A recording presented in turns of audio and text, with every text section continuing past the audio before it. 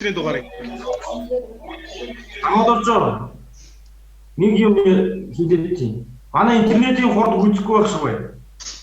Уцаар авч үзлээ шүү. Тэгээ бид нар Wi-Fi-гаас тавьж байгаа дахиад орё авч байгаа. Нэг тийг таад орчлээ. Бид хэд ярьжлээ.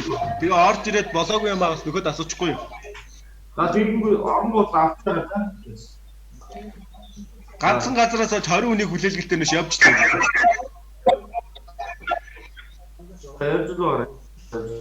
Энэ дээр регистрийн дугаар хийхээр урд нь бүртгэлтэй байсан уяачийн мэдээлэл бол автоматар гарч ирж байгаа. Энэ дуршилтаараа оруулсан. Регистрийн дугаар энэ санд урд нь бүртгэлтэй хүний регистрийн дугаарыг оруулах юм бол үндсэн мэдээлэл гарч ирнэ. Байхгүй бол шинээр бүгднийг бүртгээд оруулна гэсэн. Тэр холбоо арга утасны дугаарыг заавал бүгж оруулна шүү дээ. Энэ дээр анхаарах юм. Хараа энэ уяач энэ уралдаанд ямар насны морь үйж байгаа. Энийг заавал сонгож өгнө. Яг яах вэ? Apple ч нөхгүй. Уяачийн цолыг нь бас оруулж Apple чамдар авахгүй. Эндээс л угаасаа мейк энэ өмнө нь яригдсан, энэ өмнө нь яригдсан. Одоо энэ инстаз болж байна юм. Инстаз. уяачийн бүртгэлтэй холбоотой асуух асуулт. Америк аваад давхар сонсоход байна. Аймагуд ярих болохоор биш нэг ярих уу давхар сонсох бол яриач бид нар сонсох байна.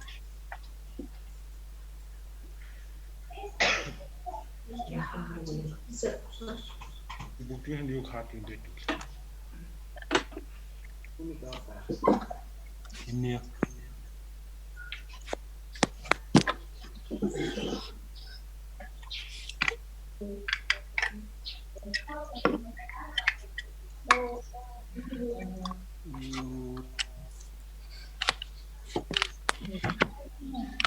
аймагуд юугаа микрофон өөрөөсөө хаач тэгээ ярих асуух зүйл микрофоноо асаагаад яриад байхгүй зэрэгцэж яриа заримд нь сонсохдохгүй нэг чинь шүү. За уяачийн бүртгэлтэй холбоотой асуух асуулт байна уу? Уяачийн бүртгэл дээр ер нь бол бүгдэнд нь анхаарах хэрэгтэй юм. Заавал энэ уралдах насных нь тэр мориных нь насыг заавал чеклж өгчиж бүртгэхгүй бол дараагийн чинь хүүхдийн бүртгэл дээр алдаа заана шүү. За цаашаа явлаа. Хүүхдийн бүртгэл. Хүүхдийн бүртгэл дээр хоёр юм сонгож өгөх байхаа. Эхлээд тухайн болж байгаа уралдаанаа тэгээ уяачийн хин гэдэг уяачийн одоо морийг унах гэж байгаа гэдэг юм. Энэ дээр хэрвээ энэ уралдаан дээр уяач бүртгэлтэй бол автоматар чагсаалтууд нь гараад байна. Тэн дээрээс нь регистрийн дугаараар нь оруулаад сонгочихно. Энэ дээр регистрийн дугаар хийхэд хүүхэд урд нь бүртгэлтэй бол бас нөгөө үндсэн мэдээлэл маань батгтаа гараад ирнэ. Урд нь бүрт нэг засах шаардлагатай бол энэ засах товчон дээр дараад ороод мэдээллийг бүртгээ явуулчихна.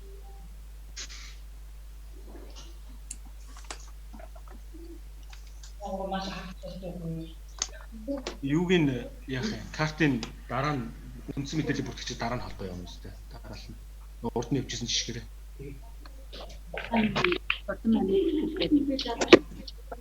Хүүхдийн мэдээлэл дээр одоо үндсэн мэдээллийн цонх энэ байна. Дараа нь болохоор зөвшөөрөл. Бидний заашгүй шаарддаг нөгөө зөвшөөрөл авсан аваагүй. Авсан байж ч уралдаанд орж байгаа. Энэ дээр зөвшөөрөл өгсөн хүний регистрийн дугаар эцэг эхийнх нь аль нэг юм асраа хамгаалагч.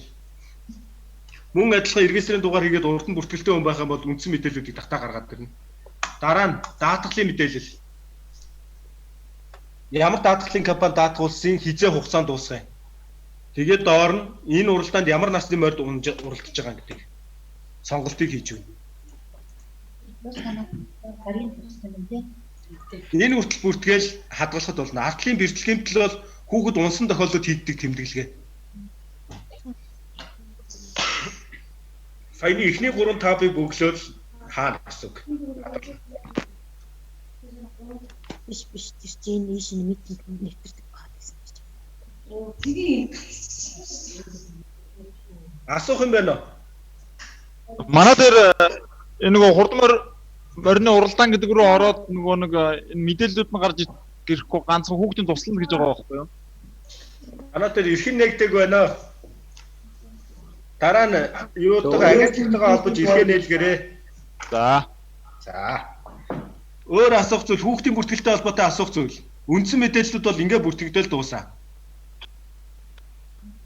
Хоёр уяачийн морийг нэг хүүхд онд штэ. Тий. Нэг уяач дээр нөгөө 3 одоо эхнээс адрах соёолн гээд цагтлаад хүүхдийнхээ мэдээлэл оруулсныхаа дараа дахиад нөгөө хүүхд чи өөр даах шүтлэнгээ унах юм бол засварлага орж хийдэг үлээ яадаг лээ. Үгүй. Тэр уяачаас хамаарсан шалгалтууд учраас тухайн хоёр уяачтай дэртэтэргүй нас нь ингээ зөрүүтэй бүртгэгдсэн байгаа. За. Тэгэхээр энэ хүүхдийг нөгөө нэг бүртгэх чинь нэг 3 нас одоо энэ уяачийн тийм 3 насыг ингээ бүртгэж штэ. Тэрнтэй адилхан нөгөө уяачийн регистрийг солиод бүртгэхээр энэ хүүхдийн бүртгэл чинь дахиад зүгээр нөгөө насыг сонгож өгөх тийм бүртгэл. Хөдлөн билүү бас нэг тийм нэг асуудал бас манайд гараад. Тэр асуудал юутай холбоотой байсан бэ гэхээр баяр наадам дээр ямар насны морь уралтхаа буруу сонгох, дутуу сонгосноос болоод уяач дээр тэр насных нь морь сонгогдохгүй, хүүхдээр сонгогдохгүй тийм асуудал байна.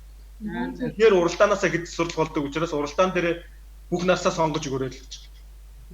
Тэр нэг эцэг зарим одоо зөвшөөрлгүй зарим хүүхдүүд чинь ирдэ шүү. Тэр тохиолдолд яах юм бол тэр тохиолдолд одоо мэдгүй шүү. Би яасан бол уралдуулахгүй. Угаасаа биднэрт өгсөн чиглэл юу вэ гэхээр заавал зөвшөөрөлтэй хүүхдүүдийг уралдуулна гэдээ хуулиндаа заагаад өгсөн журмандаа.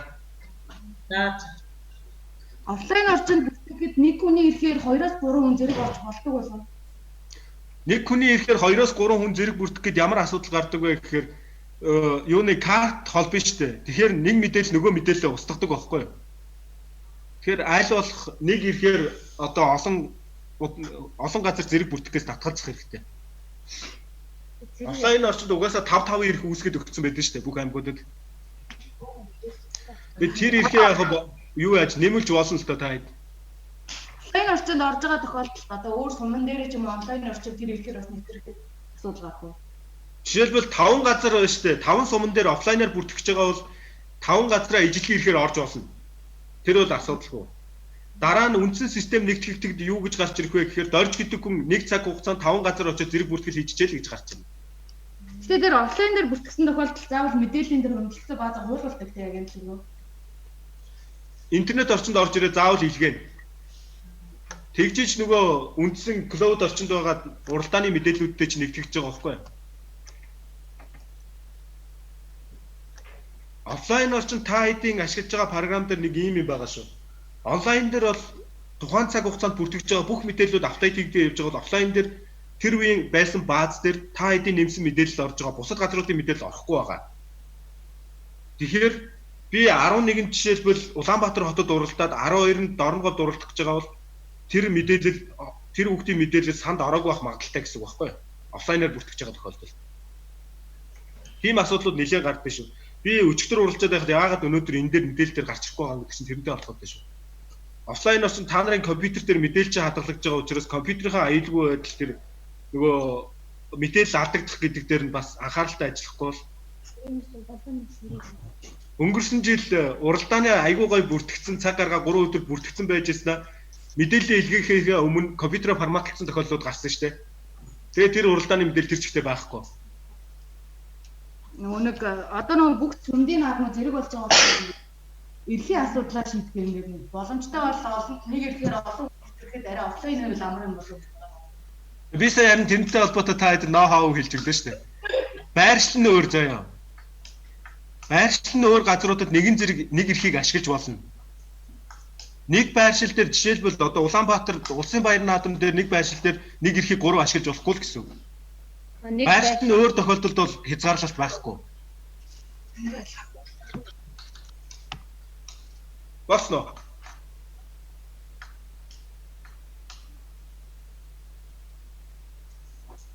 Одоржоо. Бүртгэлийг бол ингээд урдчлаад 29-наас эхлээд хийхээр болохоор бид нар яг онлайн орчинд бүртгэлүүдийг хийж болж байна. Манай хувьд бол тий. А гэтэл морины уралдаан болохоор аймгийн баяр наадам болохоор бид нар аймгийн дэс 30 гаруй хэдэн цаанд хөдөө очиод хийгэн. Офлайн тэр карта уншуулах гэж байгаа байхгүй юу? Энэ тохиолдолд яг юу анхаарах хэрэгтэй бид нар тийм шалгаж. Ийм юм байгаа.